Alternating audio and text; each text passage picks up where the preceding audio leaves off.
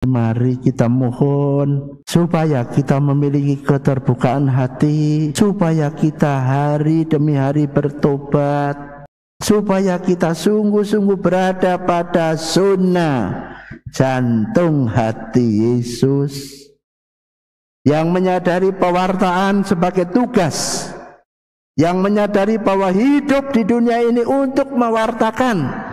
Seperti Maria diberi tugas mewartakan kabar kebangkitan, sama kita ini hidup untuk pewartaan.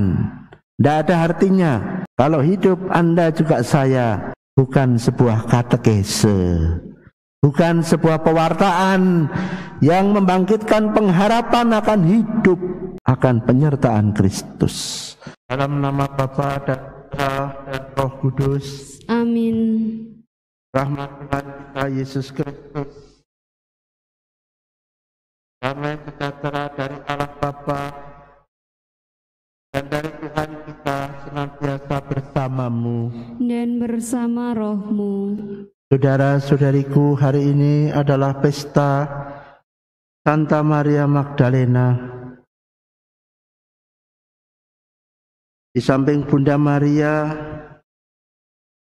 Maria Magdalena adalah perempuan yang paling kenal dalam Injil. Kita mengetahui masa lalu kehidupan Maria Magdalena yang tidak baik, tidak mulus, penuh kedosaan. Tetapi pada akhirnya setelah mengenal Yesus, ia bertobat. Kita jadi tahu bahwa orang-orang kudus itu juga ada yang memiliki latar belakang masa lalu yang kelam, tetapi kemudian mengolah diri dalam kerinduan akan Kristus, menyatu dengan Kristus hingga akhirnya bertobat. Pertobatan adalah bagian yang penting bagi orang beriman. Kita mesti harus hati-hati, saudara-saudari. Jangan-jangan kita merasa diri masa laluku bagus, kehidupanku ya tidak jelek-jelek amat. Kita justru tidak bertobat. Kita justru tidak mengalami kerinduan dengan Yesus dan merasa sudah oke-oke saja. Mari kita siapkan hati dalam merayakan pesta rohani ini. Kita mohon agar Santa Maria Magdalena mendoakan kita pula. Sangat istimewa untuk Maria Magdalena mengalami penampakan Yesus. Oleh karena kerinduannya, Maria datang ke makam. Dan ketika tidak menjumpai jenazah Yesus, ia menangis kehilangan.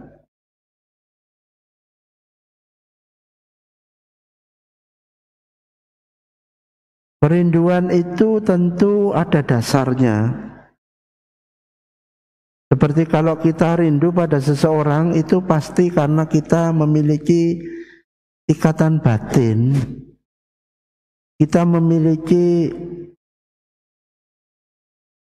kesatuan,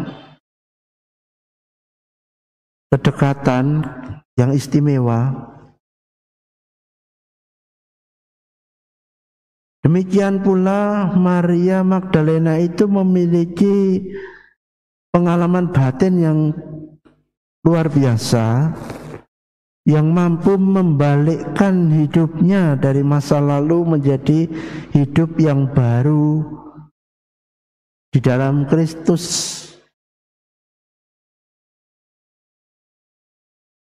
Tadi di awal sudah saya katakan, ternyata orang-orang kudus pun memiliki masa lalu yang tidak semua baik. Ada yang punya masa yang kelam, hitam. Tetapi karena keterbukaan hati,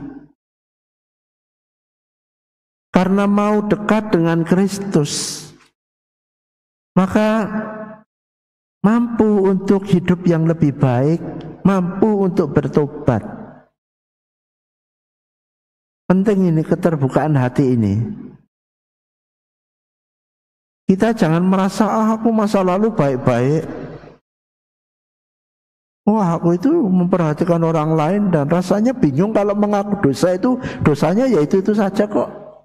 Hati-hati, ini kemunafikan. Bisa jadi kita tidak bertobat sungguh-sungguh. Pertobatan hanya formalitas diucapkan tapi tidak ada pertobatan sejati.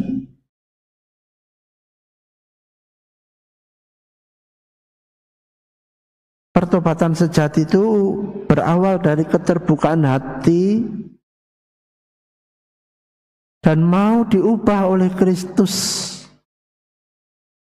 Punya pengalaman yang istimewa terhadap Kristus.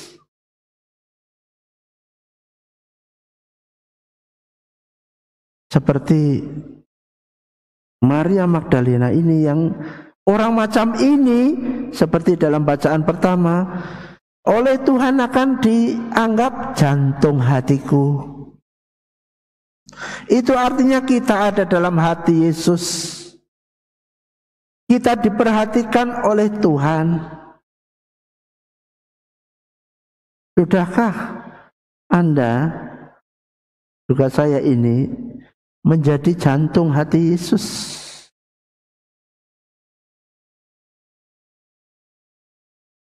Dari pengalaman Santa Maria Magdalena kita juga tahu bahwa jangan menilai orang hanya dari pikiran manusia.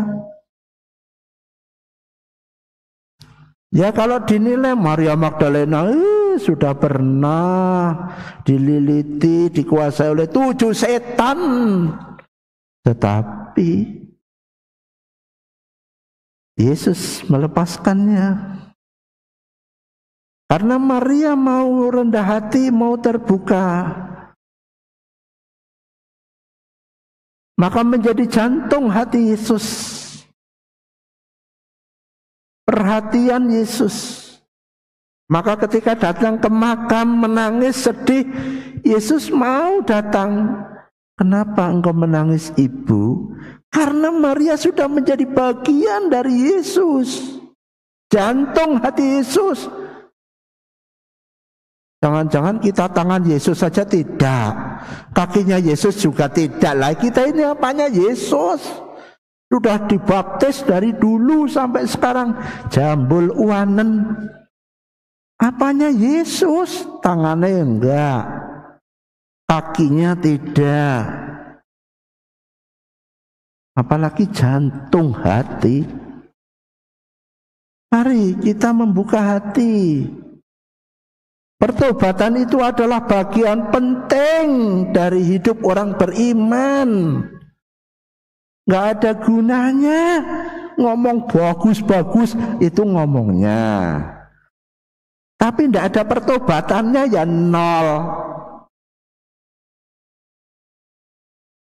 Tidak usah ngomong bagus-bagus, tapi coba apa yang diomongkan, apa yang dinasihatkan, itu yang menjadi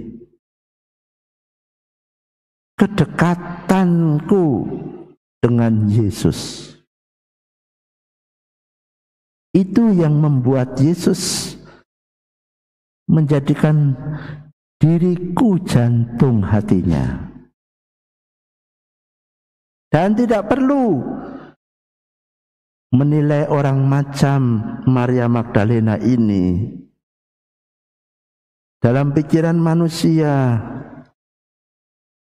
jangan mudah untuk menilai orang dengan pikiran manusia. Jangan mudah juga untuk menilai Kristus dengan pikiran manusia. Karena ternyata Kristus memilih Maria Magdalena yang menurut pikiran manusia nggak masuk. Tapi Di luar pikiran manusia, Maria Magdalena istimewa bagi Yesus. Istimewa. Jangan-jangan kita yang sering menilai orang lain buruk, menilai orang menurut pikiran manusia, ternyata oleh Yesus kita nggak masuk dalam hitungan sebagai jantung hatinya. Maka pada pesta Santa Maria Magdalena ini mari kita mohon supaya kita memiliki keterbukaan hati, supaya kita hari demi hari bertobat, supaya kita sungguh-sungguh berada pada sunnah jantung hati Yesus, yang menyadari pewartaan sebagai tugas, yang menyadari bahwa hidup di dunia ini untuk mewartakan, seperti Maria diberi tugas mewartakan kabar kebangkitan. Sama, kita ini hidup untuk pewartaan. Tidak ada artinya kalau hidup Anda juga saya bukan sebuah katekese, bukan sebuah pewartaan yang membangkitkan pengharapan akan hidup, akan penyertaan Kristus.